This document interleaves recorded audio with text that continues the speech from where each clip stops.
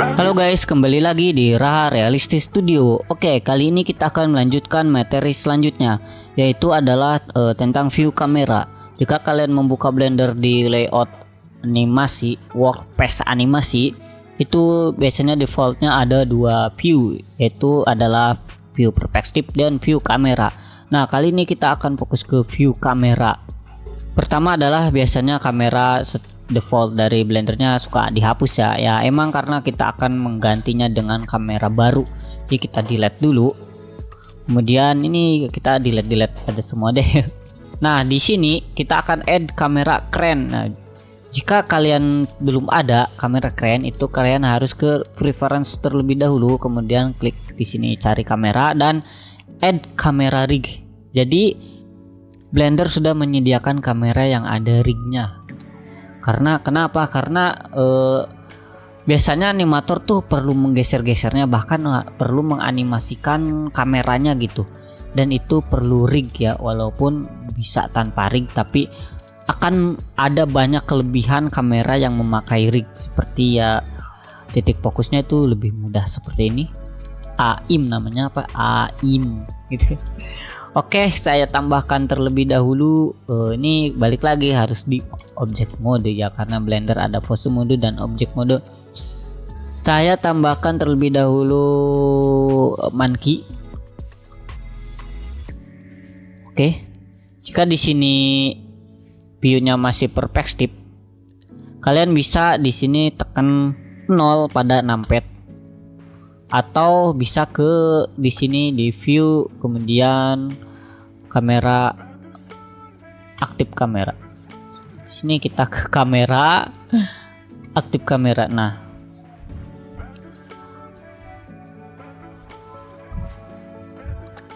kita arahkan terlebih dahulu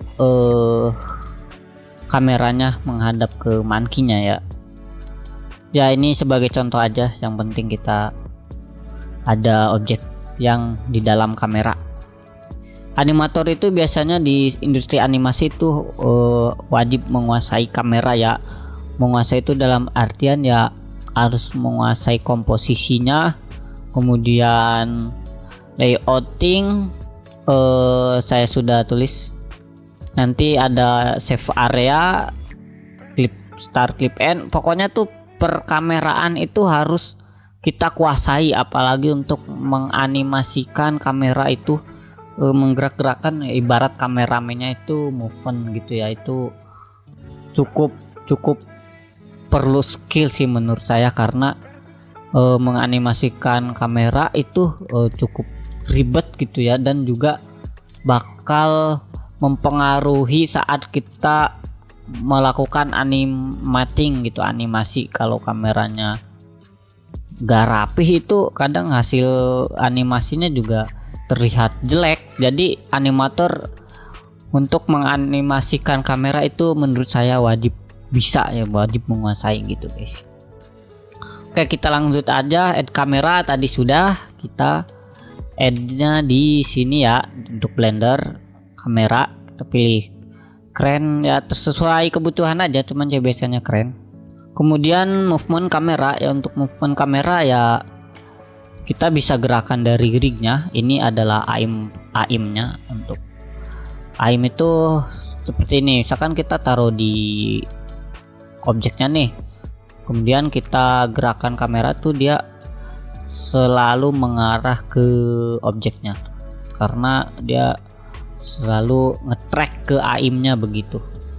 Jadi sangat mudah untuk menganimasikan kameranya kalau kita menggunakan kamera yang udah ada rignya gitu, udah bawaan dari Blender. Ini rootnya ya, ini bisa dicoba-coba aja untuk rignya. Kemudian kita ke pan view.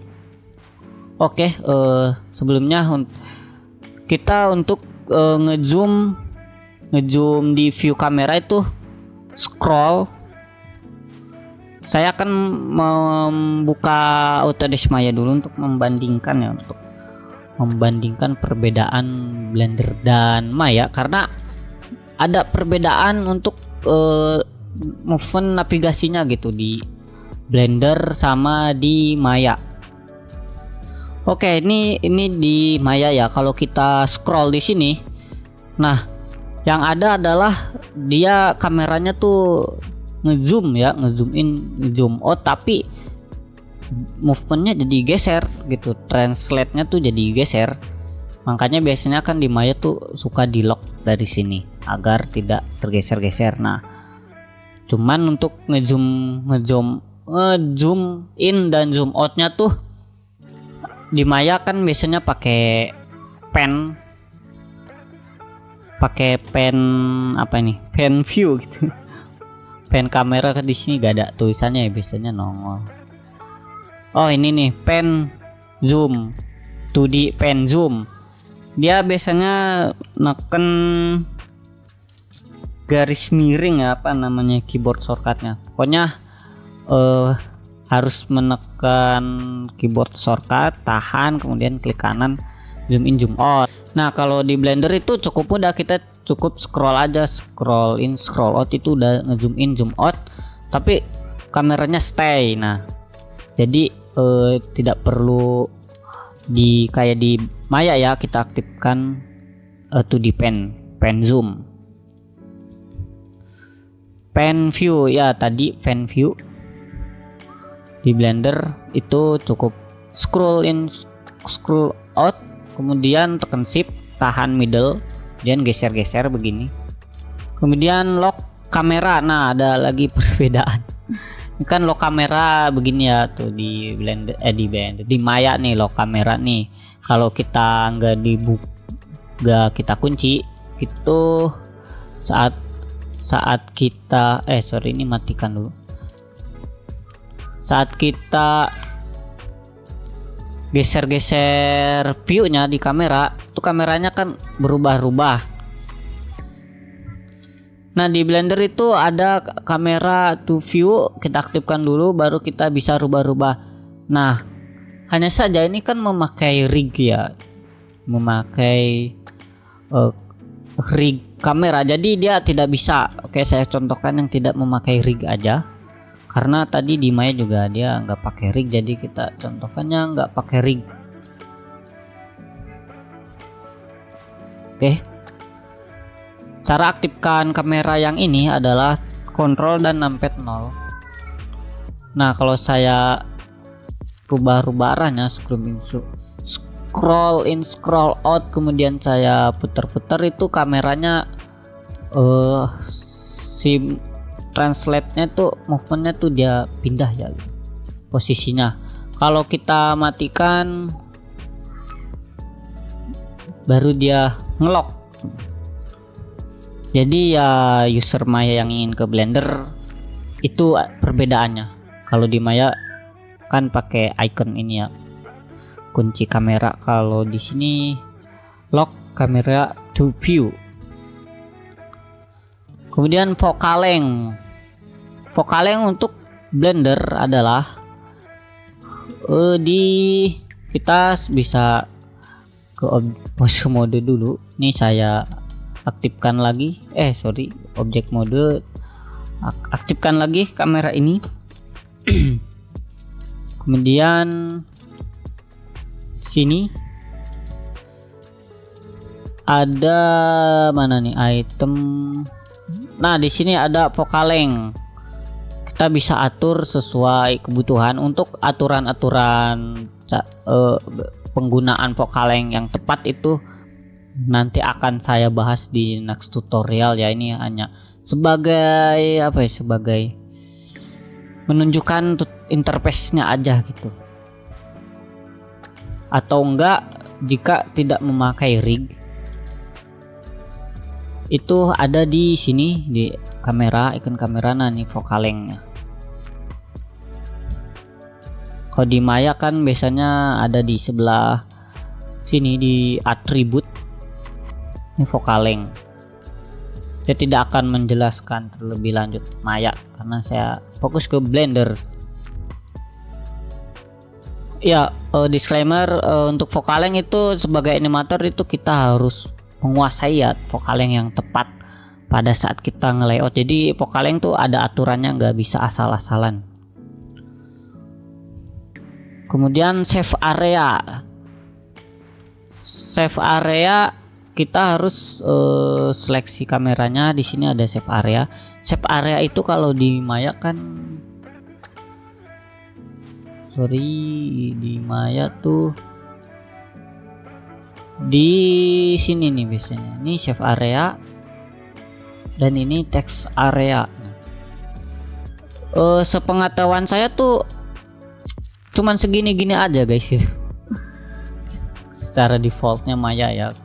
Kalau di Blender itu save area, saya harus aktifkan ini ya untuk save area nih. Kita bisa atur terserah kalian gitu, sesuai kebutuhan. Nah, save area itu apaan sih gitu? Save area itu kan layar tiap device, tiap misalkan HP, TV, monitor itu bentuk layarnya kan dimensinya beda-beda ya, ukurannya tuh.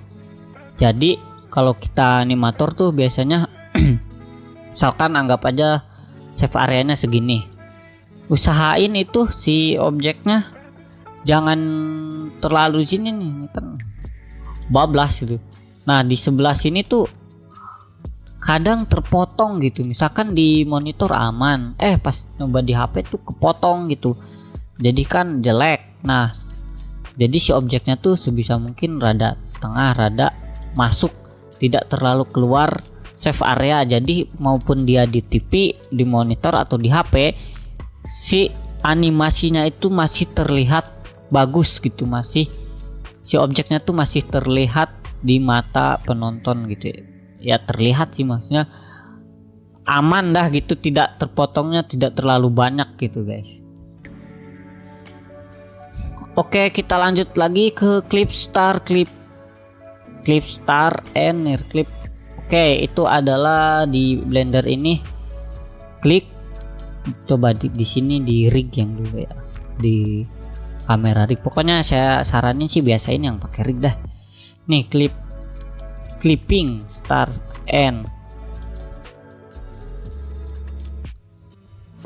Kalau start tuh semakin banyak objeknya gak kelihatan ya. Sebenarnya ini sih buat ngecit aja sih gitu ya, jarang dipakai sih sebenarnya untuk saat ini ya. Pengalaman saya sebagai animator biasanya tuh paling kepakainya tuh kalau di si objeknya tuh kayak flicker gitu ya, kayak rada rusak, baru kita benerin gitu dari sininya. Sebisa mungkin ya mendekati defaultnya gitu guys, gak boleh kita utak-atik terlalu jauh. Jadi ya ini jarang banget kita utak-atik, cuman pasti ada kalanya kita rubah gitu. Kemudian get mask color atau pass far out itu sebenarnya lebih ke ini aja sih, lebih agar kita sebagai animator pas nganimate itu tidak kagok ngelihatnya. Ini kan cube di bawahnya tuh masih kelihatan tuh, sementara kalau kita playbase tuh aslinya kan di bawah gak kelihatan. Nah ini kadang bikin kagok nih. Jadi ya biasanya kita sebagai animator tuh ini aja, hitemin aja gini, kita atur aja kebutuhan kita. Kalau saya sih biasanya nggak sampai 1000 atau 100%, biasanya 90%